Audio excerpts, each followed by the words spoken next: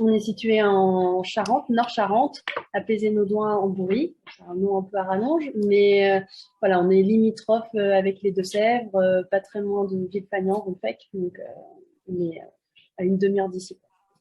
Pour l'histoire de la ferme, en fait, c'est une ferme familiale qui a été transmise de génération en génération, qui a suivi plusieurs évolutions tant bah, par rapport enfin, au contexte économique et sociétal voilà, d'avant-guerre, après-guerre et jusqu'à aujourd'hui.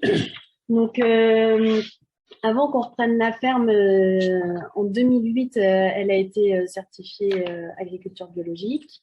À l'époque, il y avait 140 hectares, dont la grande majorité en grande culture, avec des cultures de céréales et de protéagineux, puisque au moment de la conversion, donc c'était Jean-Paul et Patricia Rigaud, qui sont passés en bio et sont rentrés également dans le GIE des fermes de Chassagne, un groupement basé à Villefagnan, dans le Nord-Charente, un groupement de fermes bio qui s'est réuni à l'époque pour trier et transformer les cultures de céréales et de légumineuses et vendre en direct pour que ça ne soit pas indexé sur les cours mondiaux du marché. Donc voilà, donc aujourd'hui, c'est plus un GIE, mais c'est une SAS. Il n'y a plus 8 fermes comme il y avait en 2008, mais il y en a 20 fermes charentaises, et toutes exclusivement bio, et on fait toujours partie du groupement. Donc, il y avait donc, 640 hectares majoritairement en grande culture et une petite activité de maraîchage diversifié avec de la vente directe. En termes de personnes qui travaillaient sur la ferme, donc il y avait Jean-Paul et Patricia, donc un travail en couple, plus un salarié sur la petite grande culture, et de temps en temps un petit peu de main-d'œuvre saisonnière avec la mise en route du maraîchage. Lorsqu'on a décidé de reprendre la ferme avec Baptiste, donc c'était suite à de longues réflexions, notamment pendant nos études, puisqu'on est tous les deux ingénieurs agronomes. Et on s'est dit, bon, ok, on a un super outil à disposition, mais quelle agriculture on a envie de voir, quel paysage on a envie de voir dans nos campagnes aussi, qu'est-ce qu'on a envie de laisser derrière nous, et on n'était pas parents à l'époque, mais qu'est-ce qu'on a envie de laisser à nos enfants, pas forcément qu'ils reprennent eux la ferme, mais comme patrimoine efficace. Et c'est Bruno derrière. Je lui fais ça le son de Bruno.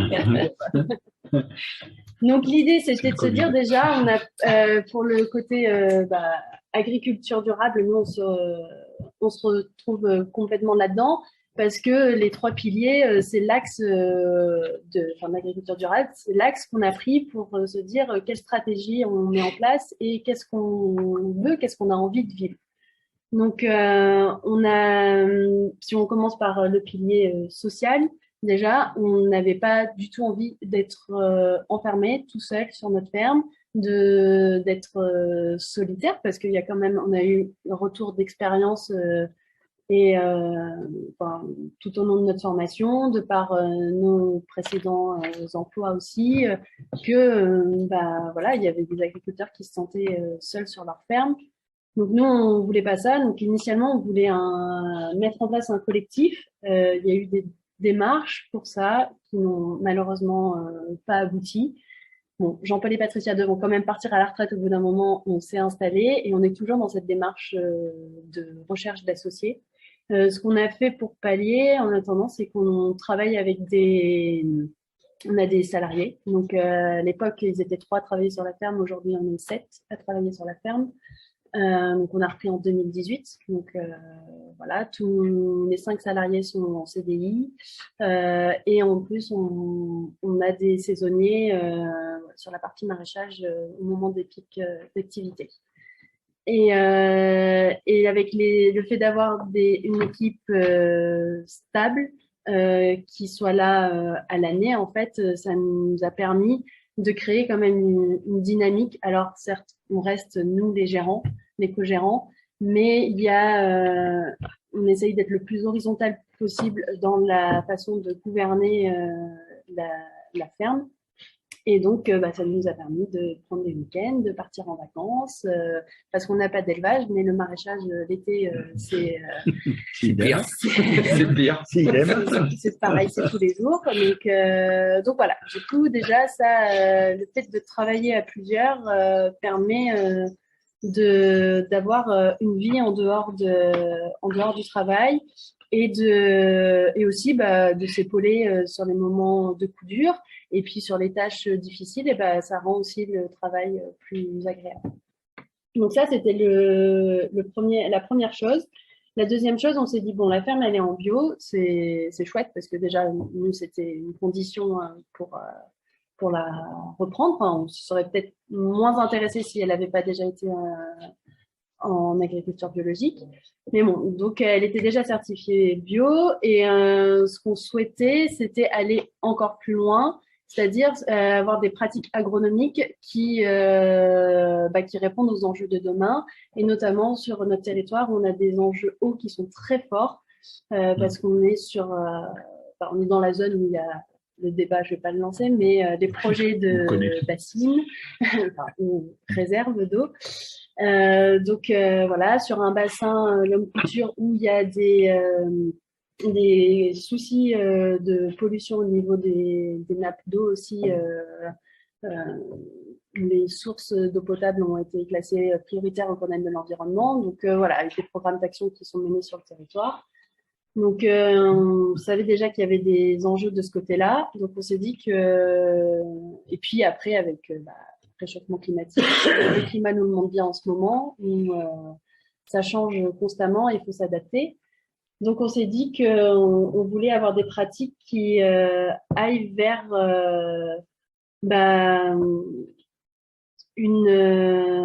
comment dire, qui soit le plus soutenable possible et le plus durable possible dans le temps, parce que on peut faire une réserve d'eau, mais si c'est pour la gaspiller derrière l'irrigation à tout va, ça ne nous convenait pas. Donc on s'est dit comment on peut changer nos pratiques, comment on peut faire que notre sol retienne mieux l'eau pour avoir un besoin en eau qui soit moindre en fait. Et aussi, ça rejoignait aussi le côté social. On s'est dit, si notre sol il retient mieux l'eau, qu'il est en fait, qu'on a un meilleur sol, qui est mieux structuré, ça va augmenter nos rendements. Donc ça, c'est tout bénéf économique, mais aussi ça peut, par des paillages, par différentes techniques, ça peut faire qu'on passe moins de temps à désherber, ça peut faire que certaines tâches sont moins pénibles, que du coup, on diminue notre temps de travail. Donc, en fait, c'était un peu une réflexion qui, en creusant, on se disait, tiens, si on apporte telle solution, ça nous résout aussi tel et tel problème. Et donc, la solution, pour vous dire le gros mot, c'est on est passé en maraîchage sur sol vivant. Donc, on a fait toute une remise en vie de nos sols avec de l'apport assez important de matière organique et de bois aussi. Donc, un travail avec avec la déchetterie, avec Caliton, une déchetterie locale donc, qui récupère les déchets verts, qui les broie et les composte. Donc, nous, on a utilisé ça pour remettre sur nos sols. On utilise aussi le bois qui est dans nos haies. On taille nos haies en tétard au bord de rivière et qu'on broie les rameaux en fait pour les mettre au niveau du sol.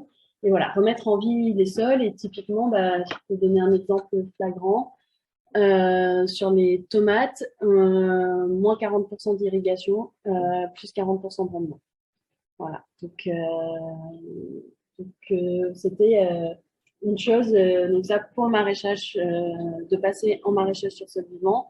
Et pour les grandes cultures, c'est un travail qu'on est en cours parce que bio et TCS, c'est pas facile. Alors on fait des essais, on y va à tâtons.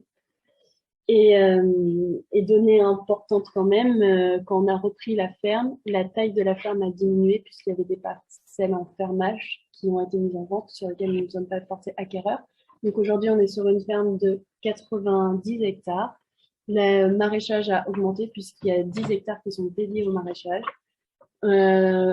tout en vente. Le maraîchage est exclusivement en vente directe. 90%, c'est des ventes de paniers de légumes en AMAP. Donc, on a 250 familles qui prennent des paniers de légumes chaque semaine au niveau de Cognac, Angoulême, la périphérie d'Angoulême. Et le reste, ça part à la restauration collective, pareil, en Charente.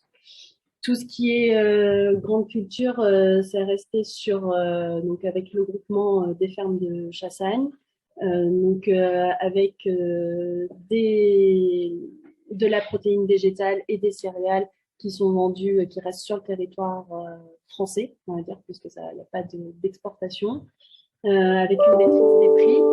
Et puis, le petit plus, c'est que depuis 3 ans, on a créé sur la ferme un atelier de transformation pour faire des bocaux, pour en fait valoriser tous les surplus de production qu'on avait, les retours de marché, puisque pendant un temps, on faisait aussi des marchés, et apporter également de la valeur ajoutée supplémentaire sur la ferme, créer un emploi supplémentaire.